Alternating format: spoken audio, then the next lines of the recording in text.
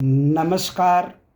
विश्व समाधान मंच प्यारा उत्तराखंड में आपका स्वागत है। आज हमारे साथ विशेष मेहमान हैं पुरुषोत्तम शर्मा जी, जो राष्ट्रीय सचिव हैं अखिल भारतीय किसान महासभा के और संपादक हैं विप्लवी किसान संदेश के, और भारतीय कम्युनिस्ट पार्टी माले के वो केंद्रीय समिति की सदस्य हैं।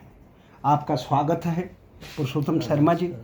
आज सबसे ज्वलंत जो विषय है उत्तराखंड के संबंध में, सौभाग्य से आपका जन्म स्थान और कर्म क्षेत्र भी वैसे अखिल भारतीय स्तर पे है, पर उत्तराखंड जन्म स्थान रहा, आपका कर्म भूमि रही। तो उत्तराखंड में आजकल एक मुद्दा राष्ट्रीय राजधानी गैरसैंण के नहीं, जो प्रदेश की राजधानी गैरसैंण है, उसके बाद जो सबसे ज्वलंत मुद्दा है जो आम जनता को अपनी तरफ आकृष्ट करता है, वो है भू कानून। और भू कानून के आप विशेषज्ञ रहे, क्योंकि किसान समिति से आप जुड़े रहे, पूरे देश में आपका कार्यक्षेत्र है। किसानों की क्या सुख दुख की समस्या है, भू कानून किस प्रकार से कार्य कर रहे हैं देश में, उस बारे में आपको ज़मीनी और कानूनी रूप से पूरी तरफ से दक्ष है। कहने को लोग कह देते हैं कि हमें भू कानून लागू करो, हमें हिमाचल की तर्ज पे कानून चाहिए, और जो वर्तमान कानून है उत्तराखंड में वो किस प्रकार से है, और उसके बारे में आप अपने विचार। देखिए, उत्तराखंड का दुर्भाग्य ये रहा है कि जब इस देश के अंदर ज़मींदारी विनाश कानून बनाए गए, तो ज़मींदारी विनाश कानूनों का जो बड़ा फ़ायदा उत्तराखंड के किसानों को होना चाहिए था, वहाँ के भूमिहीनों को, गरीबों को होना चाहिए था, वो फ़ायदा उनको नहीं मिला। और उसके बाद जब राज्य हमारा बना है, तो राज्य बनने के बाद ये उम्मीद थी कि राज्य के लिए एक नया भूमि सुधार कानून बनेगा। लेकिन वर्तमान जो हमारी राज्य सरकारें रही हैं, वो 2000 से लेकर के आज तक की 22 साल की, इन 22 साल के सरकारों ने भी उत्तराखंड के लिए कोई नया भूमि सुधार कानून नहीं बनाया, बल्कि ये उत्तर प्रदेश ज़मींदारी विनाश कानून और कूजा एक्ट के प्रावधानों में ही संशोधन करते रहे। और संशोधन भी आम जनता और किसानों के हित में नहीं, बल्कि संशोधन जो भी हुए हैं वो सब भूमाफिया के हित में हुए हैं। अगर आप देखें तो ज़मींदारी विनाश कानून जब इस देश के अंदर बने, और उनकी लड़ाई तो एक किस्म से पूरे देश में आज़ादी के लड़ाई के दौर में भी और उसके बाद भी कम्युनिस्टों के नेतृत्व में ही चली थी भूमि सुधार की लड़ाई। और ज़मींदारी विनाश कानून बनना चाहिए, ये कम्युनिस्टों के प्राथमिक एजेंडे पर था, वो अंग्रेज़ों के दौर से और उसके बाद भी। और उसी दबाव में, चूँकि मेन विपक्ष भी उस समय कम्युनिस्ट थे, और तेलंगाना से लेकर के तमाम बड़े बड़े आंदोलन, पंजाब के अंदर मुजारा किसान आंदोलन, ये सब जो आंदोलन थे, इनके जरिए जिन भूमि सुधारों को ज़मीन पर लागू करने की कम्युनिस्टों ने आंदोलन के बल पर कोशिश की थी, वही जो है ज़मींदारी विनाश कानून के रूप में सामने आया। लेकिन उत्तराखंड का जो पर्वतीय क्षेत्र था, हम उत्तर प्रदेश में थे, 9 ज़िले पर्वतीय उस दौर में थे, और 8 ज़िले थे बल्कि उस दौर में। और उन 8 पर्वतीय ज़िलों के लिए अलग से 1960 में जब भूमि बंदोबस्त हो रहा था उत्तराखंड के अंदर, तो अलग से एक कूजा एक्ट ले आया गया, कुमाऊं उत्तराखंड ज़मींदारी विनाश एवं भूमि सुधार कानून। और कूजा एक्ट लाने के जरिए दरअसल में हुआ ये कि जो हमारी बेनाब बंजर ज़मीनें थी, जो हमारी ग्राम समाज की ज़मीनें थी, संजायती ज़मीनें थी, वो सारी ज़मीनें ज़मींदारी विनाश कानून के बाद पूरे देश में ग्राम पंचायतों के हवाले हुई। लेकिन पर्वतीय क्षेत्र में उन ज़मीनों को राज्य सरकार के खाते में डाल दिया गया। पर्वतीय क्षेत्र में किसने किया ये इस प्रकार का? ये उस समय की सरकारें थी। उस समय तो सबसे प्रभावशाली नेता हमारे गोविंद वल्लभ पंत जी ही थे। उन्होंने क्यों और गोविंद वल्लभ पंत जी थे, और चूँकि असल में मुख्य बात क्या थी कि पहाड़ को लेकर के उस समय जो समझ बनी थी, वो समझ ये थी कि अंग्रेज़ों के दौर से ही उत्तराखंड के पहाड़ को कच्चे माल, जो प्राकृतिक संसाधन थे, उनके कच्चे माल की सप्लाई और सस्ते श्रमिकों की सप्लाई के एक रिजर्व जोन के रूप में देखा गया। और अंग्रेज़ों ने लगभग वही पॉलिसी पूरे उत्तराखंड के लिए अपनाई, जिससे वनोत्पाद वाला जो हमारा रॉ मटेरियल था उसके बड़े पैमाने पर जो है दोहन हुआ। हम जब छोटे बच्चे थे, हम लोग जानते हैं उस समय जंगल काटे गए थे, हमारे गांव के अगल बगल के सारे जंगल काट करके जो है उस दौर में नदियों के जरिए बहा के, क्योंकि रोड होती नहीं थी, तो नदियों के पानी में बहा के उन लकड़ियों को मैदानों तक जो है पहुंचाया जाता था। और हमारे लोग उस दौर में 50 पैसा, 60 पैसा, 20 पैसे की दिहाड़ी पर जो है वो नदियों में जो है लकड़ी बहाने के काम को करते थे, हमको याद है बचपन का। तो इस तरीके से रॉ मटेरियल का, और जो विकसित होते उद्योग थे, जो विकसित होते शहरी केंद्र थे, उनके लिए सस्ते श्रमिकों की ज़रूरत थी, तो वो सस्ते श्रमिक और कच्चे रॉ मटेरियल के सप्लाई जोन के रूप में, रिजर्व जोन के रूप में उसको देखा गया था। और उसी तरीके की पॉलिसी अंग्रेज़ों ने वहाँ अपनाई। और आज़ादी के बाद भी हमारे जो नए नवेले शासक थे, उनका नज़रिया बदला नहीं उत्तराखंड को लेकर के। वो उसी तरीके से उसको सस्ते श्रमिकों की सप्लाई और कच्चे माल की सप्लाई के लिए जो है एक रिजर्व जोन बना करके रखे। तो यही कारण था कि वहाँ जब बेनाम बंजर ज़मीनें, अगर बाकी देश की तरह ज़मींदारी विनाश कानून के बाद जो कूजा एक्ट बना, कूजा एक्ट में अगर उस प्रावधान को जोड़ दिया गया होता जो बाकी देश में जोड़ा गया, तो पहाड़ के अंदर क्या होता कि कृषि भूमि बढ़ जाती, और कृषि भूमि बढ़ती तो स्थानीय स्तर का रोजगार बढ़ता, क्योंकि कृषि और पशुपालन हमारी आजीविका का मुख्य साधन हमेशा वहाँ रहा है। और हमारी कृषि और हमारा जो पशुपालन है ये वनों पर आधारित रहा है। तो जो भी पॉलिसी वहाँ बननी थी, वो वन नीति ऐसी बननी थी जो हमारी कृषि को और हमारे जो है पशुपालन को सपोर्ट करे। हमारी जो भूमि कानून जो बनने थे वो ऐसे बनते जो कि ज़मीन को, खेती को रोज़गार परक बनाने में मदद करते। तो पूरे देश भर में जो बेनाम बंजर ज़मीनें थी, जब ग्राम पंचायत के नामों पर हुई, ग्राम समाज की हुई, और उसमें से लोगों को, ग्राम पंचायतों को खेती के और आवास के, गौशाला के या विकास कार्यों के लिए भवन के पट्टे देने का अधिकार दिया गया। अच्छा। लेकिन हमारे यहाँ किसी ग्राम पंचायत को पट्टे देने का अधिकार नहीं मिला, पर्वतीय क्षेत्र की ग्राम पंचायतों को। तो बाकी देश में अगर आप देखें तो पंचायती राज कानून में पंचायतों के अंदर जो विभिन्न समितियां होती हैं, उन समितियों में भूमि प्रबंध समिति एक होती है। अच्छा। उत्तराखंड के पर्वतीय क्षेत्र में कोई भूमि प्रबंध समिति जो है उसमें नहीं है। इसलिए नहीं है कि भूमि ही लोगों को नहीं दी गई, तो भूमि प्रबंध कहाँ होता। तो वो जो ज़मीन थी, जो ज़मीन आज जो है वन के दायरे में, इन्होंने वन कानूनों के दायरे में ले ली है, उस ज़मीन का वितरण दरअसल में ये जो भूमिहीन होते किसान हैं, जो भाई बंटवारे में आज 10 नाली, 5 नाली, 4 नाली के मालिक रह गए हैं, तो ये इतनी नाली ज़मीन में तो आजीविका चलेगी नहीं। अगर आजीविका चलानी है तो कम से कम 60 नाली ज़मीन तो आदमी को चाहिए। तो ये अगर हमारे पास चाहिए तो इसके लिए हमको और ज़मीन चाहिए। वो ज़मीन तो वही थी जिसको हम बेनाम बंजर ज़मीन बोलते हैं, जिसको हम ग्राम समाज की या सामूहिक स्वामित्व की ज़मीन बोलते थे। लेकिन उस पर हमारा स्वामित्व तो रहा नहीं, वो राज्य सरकार का स्वामित्व तो रहा। और नए वन कानूनों के तहत उसको वो जो प्रोटेक्टेड फॉरेस्ट है उसके दायरे में जो है उसको ले आया गया। तो इसलिए हमारी जो लड़ाई रही है, हमने किसान महासभा की ओर से, माले की ओर से लगातार सरकार से एक डिमांड की कि एक तो ये जो बेनाम बंजर ज़मीनें हैं, इन बेनाम बंजर ज़मीनों को पहाड़ की ग्राम पंचायतों के हवाले देश की तरह, हाँ, जैसे बाकी देश में है, और पहाड़ की ग्राम पंचायतों को उस ज़मीन के प्रबंध और वितरण का अधिकार दो। ये अधिकार नहीं मिलने से हुआ क्या कि हमने जब वहाँ पंचायत भवन मांगा, सरकार ने कहा ज़मीन दो। हमने कहा भाई हमको स्कूल चाहिए, उन्होंने कहा ज़मीन दो। हमने कहा अस्पताल चाहिए, ज़मीन दो। पॉलिटेक्निक चाहिए, ज़मीन दो। ब्लॉक चाहिए, ज़मीन दो। तहसील चाहिए, ज़मीन दो। सारी हमारी जो नाप ज़मीनें हैं वो फ्री में, निःशुल्क जो है सरकार अपने खाते में लेती गई। मतलब जिस सरकार का काम भूमिहीनों, गरीबों को ज़मीन देना था, वो सरकार साजिशन जो है पहाड़ के गरीबों की ज़मीन विकास के नाम पर जो है निःशुल्क जो है हड़पती गई। और आज उन्हीं संसाधनों को, उस ज़मीन पर जो संसाधन खड़े हुए हैं जनता के टैक्स से, आज उनको निजीकरण के नाम पर फ्री में प्राइवेट हाथों के हवाले कर रही है। तो ये जो साजिश रही, इसलिए हम कहते हैं कि पहाड़ के लिए, उत्तराखंड के लिए एक नया भूमि सुधार कानून की आज ज़रूरत है।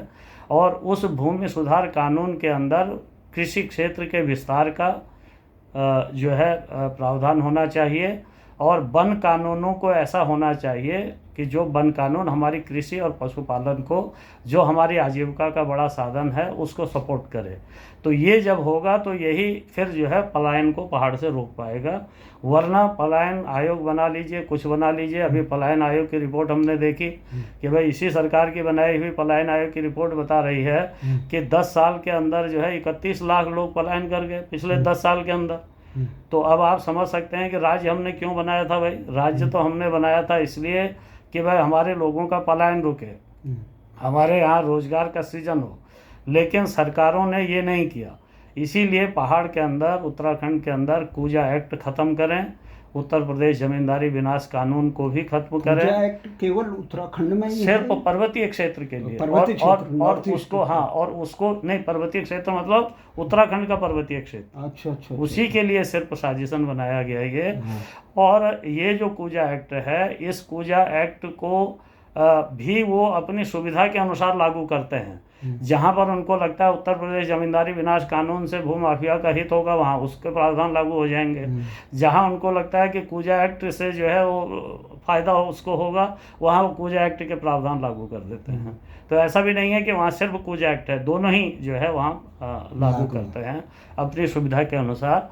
इसलिए एक नया भूमि सुधार कानून उत्तराखंड के लिए, जिस भूमि सुधार कानून में ये प्रावधान हो, भाई 1823 का जो भूमि बंदोबस्त था, जिसको हम 80 साला बंदोबस्त के नाम से उत्तराखंड में जानते हैं, और कहीं भी दो गांवों के बीच का विवाद होता है तो आज 80 साला बंदोबस्त के रिकॉर्ड से ही उसकी पुष्टि होती है, जो 1823 का है। अच्छा। यानी संभवतः 1880 और सन 1823 में जो बंदोबस्त वहाँ हुआ था वो कंप्लीट बंदोबस्त था। उसी बंदोबस्त में एक एक खेत का रकबा नापा गया और गांव की पूरी सीमाएं निर्धारित कर दी गई थी। तो 80 साला बंदोबस्त के समय हम जो है 20% जमीन पर खेती कर रहे थे, पहाड़ के लोग। आज हालत यह है कि जो रिकॉर्ड है, रिकॉर्ड के अनुसार पहाड़ के लोग जो है 9% जमीन पर खेती करते हैं। जो सरकारी रिकॉर्ड है उसमें 9% कृषि भूमि है। लेकिन वो 9% कृषि भूमि भी 1960 के 64 के बंदोबस्त के दौर की है। 58 से 64 के बंदोबस्त के दौर में हम जानते हैं कि तब से हमारे शहरों का 10 गुना विस्तार हो गया है। हमारी ज़मीनें जो हैं वो शहरों में जो है पूरा शहरीकरण उसका हो गया है। तो बड़े पैमाने पर हमारी ज़मीनें जो हैं वो शहरीकरण में चली गई हैं। बड़े पैमाने पर हमारी ज़मीनें जो हैं वो सरकारी विकास योजनाओं में, जहाँ स्कूल हैं, कॉलेज हैं, अस्पताल हैं, पॉलिटेक्निक हैं, आपके तहसील भवन हैं, आपके जो हैं तमाम जो वो है क्या बोलते हैं, क्रीड़ा स्थल हैं, स्टेडियम हैं, ये सब हमारी ज़मीनों पर बने हैं, जो हमारी नाप ज़मीनें थी। तो आज एक्चुअल में अगर देखें आप तो हमारे पास 6% के आसपास ही कृषि भूमि बची है।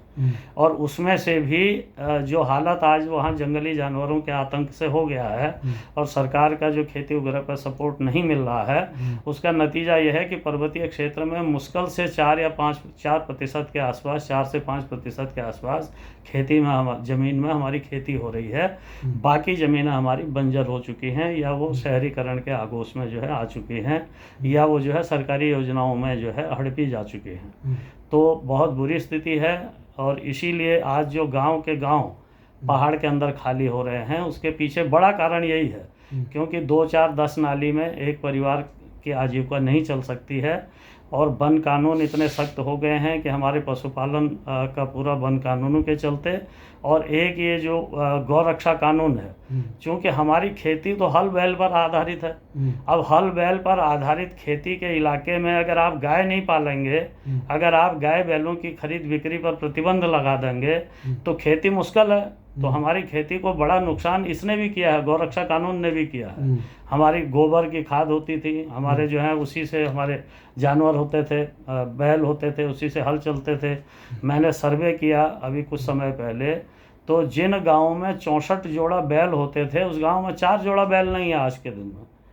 तो खेती तो बंजर होनी है। वो तो लोग तो पाल ही नहीं रहे हैं। नहीं, पाल इसलिए नहीं रहे हैं कि भाई कल को उस बैल ने बुजुर्ग होना है, ठीक है, उसकी बिल्कुल बेचने का बिल्कुल हालात यह है।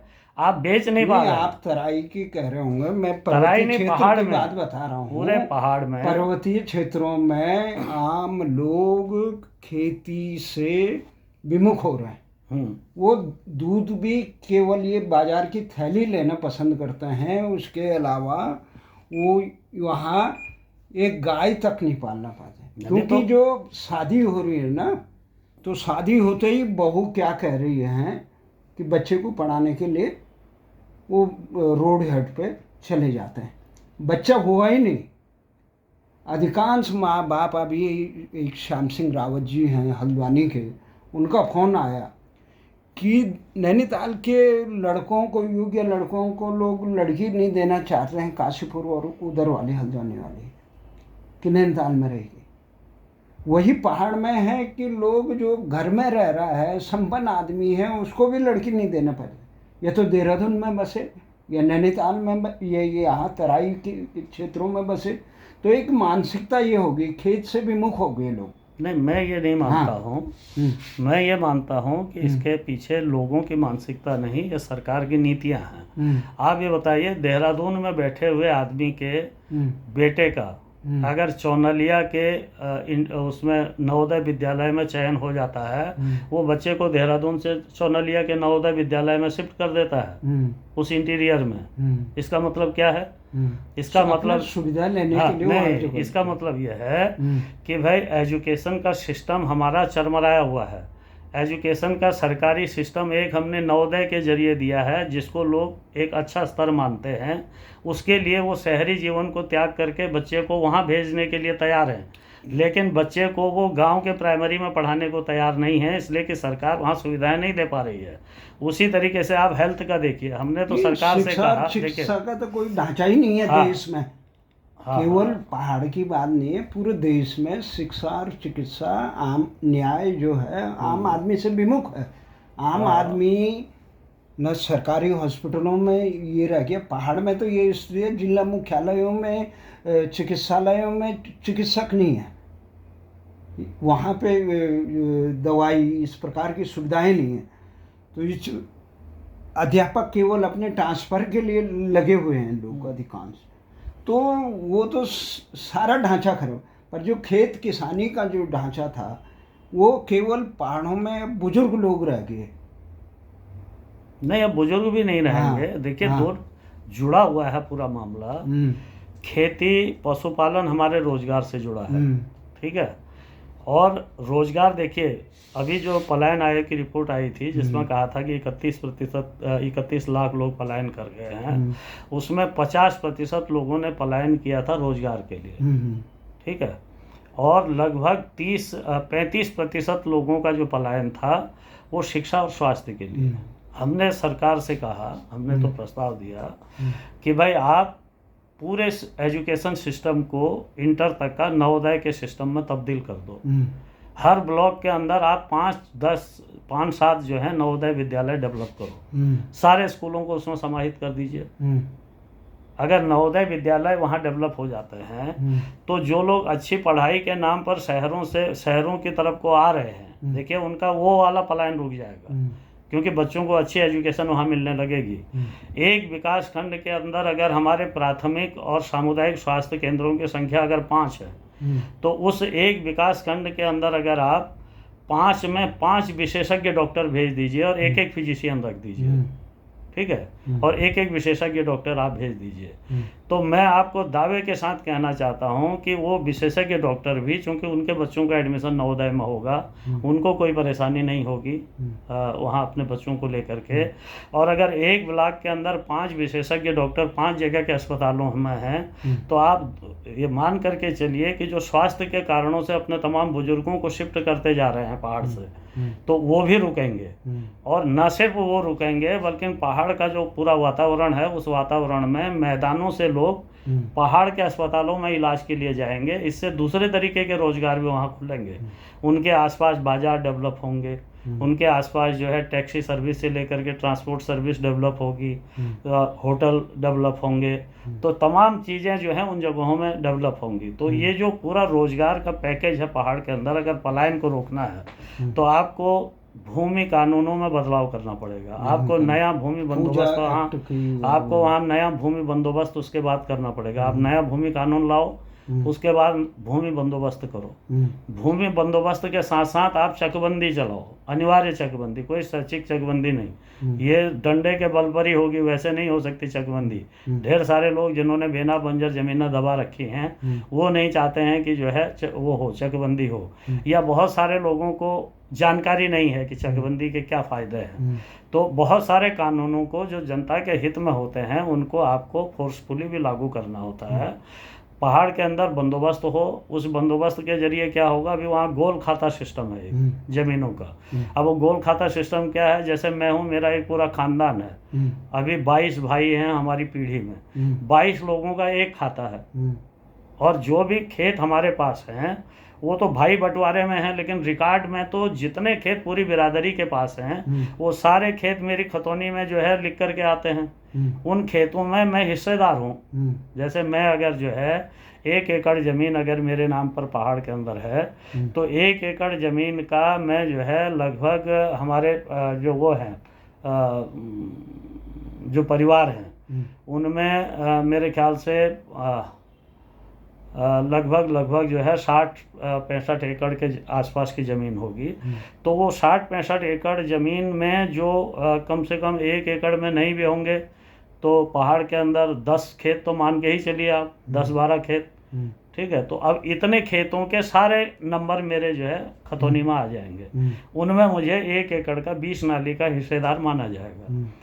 तो अब उसका नतीजा क्या हो रहा है, उससे जो है ढेर सारे विवाद हो रहे हैं। विवाद ये हो रहे हैं कि एक भाई ने किसी बाहरी आदमी को ज़मीन बेच दी, अब वो बाहरी आदमी भी हमारे गोल खाते में हमारा साझा खातेदार हो गया। वो गोल खाते में, क्योंकि वो नंबर हमारा है, एक खाता है हमारा, उस खाते का नंबर वो खेत है, तो वो भी हमारा जो है साझे खाते का वो हो जा रहा है, हिस्सेदार हो जा रहा है। तो इसलिए ये गोल खाता सिस्टम अंग्रेज़ों ने भी बना के रखा, अंग्रेज़ों के समय से ही बना हुआ था। उसको जो 1858 से 64 के बीच का जो अंतिम बंदोबस्त आज़ादी के बाद हुआ उसमें भी इन्होंने ख़त्म नहीं किया, उसमें भी इन्होंने उसी गोल खाता सिस्टम को हमारे जारी रखा। तो उत्तर प्रदेश में क्या है? नहीं, बाकी जगह गोल खाता नहीं है, सिर्फ पहाड़ के अंदर ही है। वहाँ क्या है? उत्तर प्रदेश में उत्तराखंड के अंदर भी जो मैदानी इलाके हैं वहाँ सेपरेट खाते हैं, सबके अलग अलग खाते हैं। क्यों रखा? हमारे यहाँ उन्होंने गोल खाता रखा, गोल घुमाने के लिए पूजा। हाँ तो पूरा हाँ। तो ये गोल खाता सिस्टम खत्म होना चाहिए। जो नया भूमि कानून बने, भूमि सुधार कानून बने, उसके बाद नया बंदोबस्त हो, उस बंदोबस्त के साथ चकबंदी अनिवार्य कर दी जाए, और चकबंदी के जरिए और उसमें ज़मीन का लोगों को विस्तार भी किया जाए। जो हमने कहा नए भूमि सुधार कानून में बेनाम बंजर ज़मीनों को उसमें शामिल करके कोशिश ये की जाए कि न्यूनतम 60 नाली से कम जो खेती करने वाले लोग हैं पहाड़ के अंदर, खेती से आजीविका चलाने वाले हैं, ऐसे लोगों को कम से कम 60 नाली ज़मीन जो है उनको मिले। तो 60 नाली जो खेती से आजीविका चलाने वाले हैं उनको मिले, और साथ में चकबंदी हो उनकी।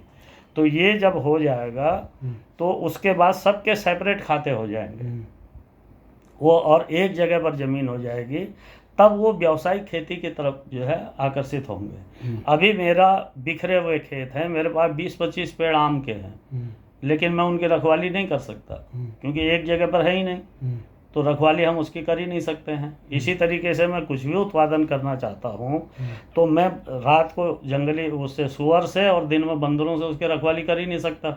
लेकिन एक जगह पर अगर होगा तो मैं परिवार के साथ रात खुलते ही जो है उस खेत में चला जाऊँगा, दिन का खाना वहीं खाऊँगा, और उसकी मैं तार बाड़ कर सकता हूँ, उसकी मैं चार दीवारी कर सकता हूँ।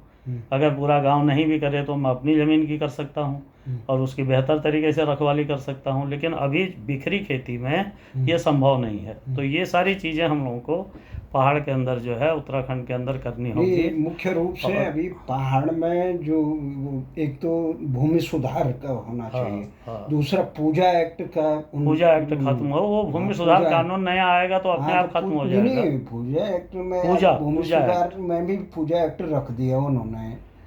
नहीं, तो पूजा एक्ट के उन प्रावधानों को उससे हटाया जाना चाहिए जो प्रावधान हमारे वहाँ जमीन के विस्तार में, खेती के विस्तार में रोक लगाए हुए हैं। और एक गोल खाता है, गोल खाता व्यवस्था खत्म हो। मुख्य विसंगति हाँ हाँ हाँ, ये है। बिल्कुल बिल्कुल। तो ये जो काम जो अभी बताया, उसके बिना भू कानून बनाना एक प्रकार से औचित्यहीन होगा। नहीं, वो तो सिर्फ जो है हाँ, भू माफियाओं के बारे में ही हाँ, देखा जा रहा है, हाँ, कैसे भू माफिया को फायदा मिले। हाँ, अभी जो भी पॉलिसीज हैं वो पॉलिसीज पहाड़ के मूल निवासियों को पहाड़ से बाहर खदेड़ने और बाहरी जो लोग हैं उनको पहाड़ में जो है पहुंचाने की ही पॉलिसीज हैं। वो पॉलिसीज कोई भी पहाड़ हितैषी पॉलिसीज नहीं है। ये तो आपका ये देखा हमने कि ये अधिकांश जन आंदोलनों में, जनहितों में आपकी पार्टी के लोग लगे रहते थे। जैसे उत्तराखंड आंदोलन हुआ, उसमें गिरिजा पाठक हमारे साथ थे, ये राजा बैकुंठ थे, ये तमाम लोग थे। मैं भी था, आप भी थे। पर उसके बाद हम ये इंद्रेश मैखुरी है, इतने जन आंदोलनों में लगे रहते हैं, अतुल सती है ये। इसके बाद भी हम देखते हैं कि आम ये क्षेत्र विषय, क्योंकि लोकतंत्र का जो आप लोगों ने स्वीकार किया है कि भाई लोग बैलेट की लड़ाई चलेंगे, बुलेट की जगह बैलेट की लड़ाई में आप शामिल, तो उसमें क्षेत्र विशेष में सफल क्यों नहीं हो पा रहे? देखिए, अलग अलग जगहों की अभी अलग स्थितियां हैं। हाँ, बिहार में तो जैसे है हम लोग एक सफल, अच्छी कहीं ताकत दो बन के आए हैं। हम उत्तराखंड लोग में, झारखंड में भी एक अच्छी ताकत है, वहाँ भी उत्तराखंड में सफलताएं सबसे मिलती ज़्यादा हैं। अगर सक्रिय हैं तो मालेके से जुड़े लोग सक्रिय रहे। जी जी जी। हमने इंद्रेश को देखा, ये तमाम उसमें देखा, तो उसके बाद भी ये बूथ मैनेजमेंट पे सफल नहीं हो पा। नहीं, बूथ मैनेजमेंट की ही बात नहीं है दरअसल में। पहाड़ की जो सामाजिक संरचना है, वो सामाजिक संरचना जो है बिल्कुल अलग तरीके की है। वो आपके जैसे के अनुसार हाँ, उत्तराखंड जो है नहीं फिट नहीं, वो भाजपा आरएसएस का एक स्वाभाविक आधार बेस। मैं ये बता रहा हूँ, भाजपा जब हम छोटे थे ना, जी जी, तो उस समय ये जनसंघ था। हाँ, तो उस समय ये नारे, बच्चे थे तो हमें ये सुनाई देते थे कि गाय बछड़े को वोट दो, जनसंघ की टांग तोड़ दो। ये बच्चे हम नारे सुनते थे। पर ये जो परिवर्तन होता रहता है कि आज ये लग रहा है कि भाजपा आरएसएस ही शायद मजबूत है, जब हमने ये भी देखा कि दो भी इनके एमपी रहते थे, लोग वोट नहीं देते थे। कहीं ना कहीं ग्राउंड पे एक काम करना पड़ता है लोगों को जुड़ने के, केवल नारों से ही जनधन नहीं जुड़ती है। देखिए, हम लोगों का जो मूवमेंट है, हम लोगों के जो काम हैं, वो लोगों के बीच हैं। अभी हो सकता है चुनावी सफलताएं हमको ना मिल रही हों, लेकिन हमारी पार्टी की, हमारे किसान संगठन की अपनी एक प्रतिष्ठा पूरे उत्तराखंड के अंदर। आज भी अगर ज़मीन के सवाल को लेकर के, कृषि के सवाल को लेकर के कहीं कोई गंभीर बहसें करनी हैं, कहीं जो है कोई लेख लिखना है, कहीं कोई बात है, तो हमारे लोगों को लोग तलाशते हैं। चाहे वो वहाँ का इंटेलेक्चुअल सर्कल हो, चाहे वहाँ की यूनिवर्सिटीज हो, ये सारी चीज़ें हैं। कोई भी इशूज है, अभी देखिए हेलंग की घटना हुई है। हेलंग की घटना हमारे ही दोनों साथी वहाँ इनिशिएटिव लिए, वो अतुल सती हैं और इंद्रेश मैखुरी हैं। चाहे आपने उससे पहले देखा नैनीसार का मुद्दा है, नैनीसार वाला जो ज़मीन का मुद्दा था, ऐसे ही उस पर हम सब पर केस हुए, मुझ पर भी केस हुआ। और उसी तरीके से जो है आप देखें तो वो आपका गैरसैंण का मुद्दा हो या तमाम जो भी जुल्म सवाल हैं, अभी तराई भाबर के अंदर आप देखेंगे तो जो खत्तों में बसे हुए बनवासी हैं, खास करके वन गुजर हैं, वो तो एक नागरिक का अधिकार भी उनको नहीं था, कोई पहचान पत्र तक उनको नहीं था। हमें लोगों की लड़ाई के बल पर उनके पहचान पत्र बने हैं। आज तमाम नागरिक सुविधाएं उनको जो है वहाँ उपलब्ध हो रही हैं। तो ये सारे जो सवाल हैं, चाहे वो हॉस्पिटल का सवाल है, चाहे एजुकेशन पॉलिसी का सवाल है, इन सारे सवालों पर, रोजगार का सवाल है, इस सवाल पर हम एक मुखर आवाज़ उत्तराखंड के अंदर हैं और लोगों के बीच ये बातें हैं और लोग हम लोगों को हल्के नहीं लेते हैं। चाहे हमारी अभी सांगठनिक ताकत कमज़ोर हो, लेकिन कोई भी हम लोगों को हल्के से नहीं लेता है उत्तराखंड के अंदर भी।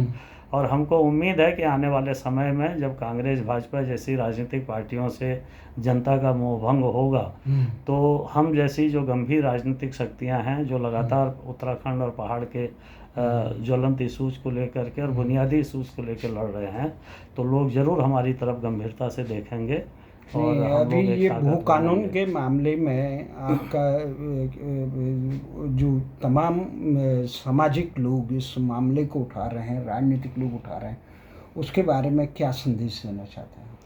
नहीं, हम तो यही कहना चाहते हैं कि देखिए, एक हिस्सा इसमें ऐसा है जो भू कानून दो कह रहा है। तो भू कानून तो है, कोई ऐसा तो नहीं है कि बिना भू कानून के हम हैं। हम तो ये कह रहे हैं कि जो भू माफिया परस्त भू कानून है उनको ख़त्म करो और उत्तराखंड के लिए एक नया भूमि सुधार कानून लेकर के आओ। जो नया भूमि सुधार कानून हमारी कृषि भूमि की न सिर्फ सुरक्षा करे, उसको संरक्षण दे, बल्कि उसका विस्तार भी करे ताकि खेती रोजगार परक बने।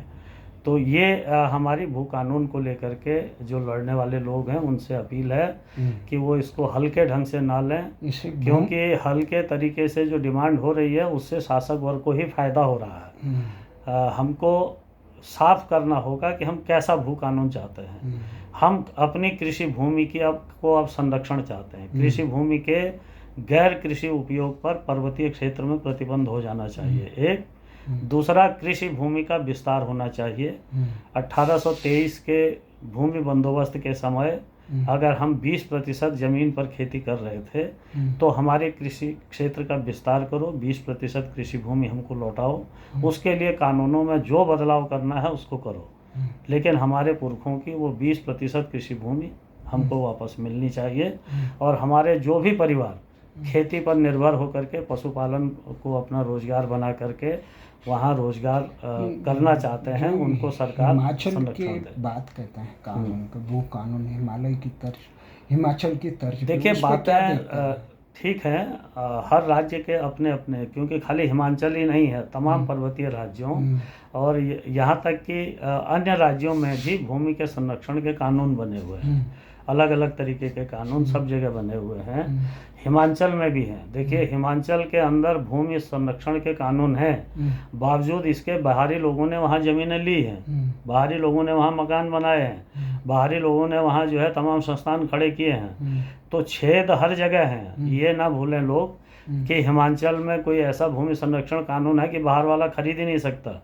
मेरे खुद समधी जो हैं वो यहाँ रहते हैं हिमाचल में, जो आपका ये है देहरादून के बगल में। तो हिमाचल में वो रहते हैं और वहीं उन्होंने जीवन भर नौकरी की है, रिटायर्ड हुए हैं। वहीं ज़मीन का एक टुकड़ा लेकर के उन्होंने जो है मकान बना लिया है। ठीक है, तो कानून तो हर जगह छेद सब में है।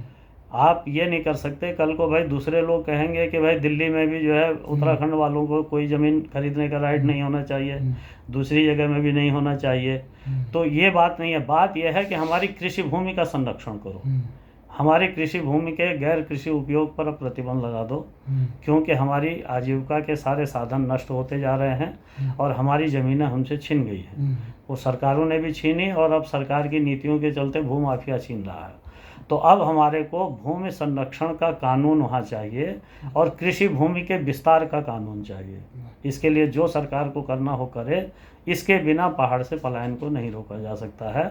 और इसके साथ साथ हमको जो शिक्षा और स्वास्थ्य के क्षेत्र में जिस बदलाव की मैं बात कर रहा था कि हर स्वास्थ्य केंद्र में एक विशेषज्ञ डॉक्टर पहुँचे, अलग अलग विशेषज्ञ डॉक्टर। एक ब्लॉक के अंदर अगर 5 विशेषज्ञ हो जाते हैं और 2 बगल के ब्लॉक में भी 5 हो जाते हैं तो 10 विशेषज्ञ डॉक्टरों के बीच हमारे लोग इलाज करा सकते हैं। उनको बाहर आने की फिर ज़रूरत नहीं है। और न सिर्फ वो बल्कि मैदानों से भी ढेर सारे लोग फिर इलाज के लिए जाएंगे और हमारे लोगों के लिए रोज़गार के बाकी दरवाजे भी खुलेंगे। तो एजुकेशन सिस्टम को आप बदलें, उसको टोटल एजुकेशन सिस्टम को इंटर तक जो है नवोदय की तर्ज पर डेवलप करें, स्वास्थ्य के क्षेत्र में ये वाला बदलाव करें और नया भूमि सुधार कानून ला करके भूमि बंदोबस्त करके आप जो है रोजगार के नए रास्ते खोलें। यही पहाड़ को बचाने का एकमात्र रास्ता है। बहुत धन्यवाद पुरुषोत्तम शर्मा जी, आपने बहुत सही ढंग से इस समस्या पे अपने दृष्टिकोण रखा, किस प्रकार से उत्तराखंड में भूमि कानूनों को, भू कानून जो के नाम पे जो आवाज़ें उठ रही हैं, उसको सही दिशा देने का क्या काम होना चाहिए, किस प्रकार से नई भूमि सुधार कानून बनने चाहिए, पूजा एक्ट की जो विसंगतियां हैं, पहाड़ की जो ज़मीनों को ख़त्म करने की, और जो गोल खाते से लोग, उत्तराखंड के लोग पीड़ित हैं पर्वतीय क्षेत्र के, उस विसंगतियों को दूर बचाने के लिए एक सशक्त भूमि सुधार कानून की ज़रूरत है। इस पे तमाम संगठनों को, लोगों को, जागरूक लोगों को और राजनीतिक दलों को गंभीरता से विचार कर इसको क्रियान्वित करना चाहिए। इसी आशा और विश्वास के साथ हम अगली चर्चा करेंगे अगले विषय पर। धन्यवाद।